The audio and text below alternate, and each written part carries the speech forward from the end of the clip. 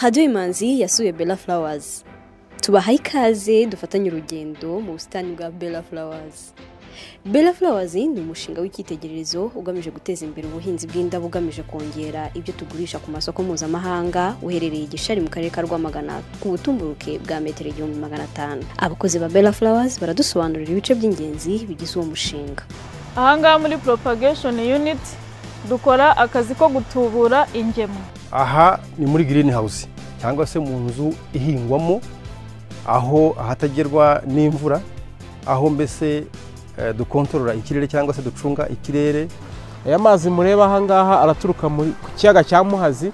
Kuri Muhazi dufiteyo imashini zisunika amazi, zikasunika amazi zikabika muri iyi damu.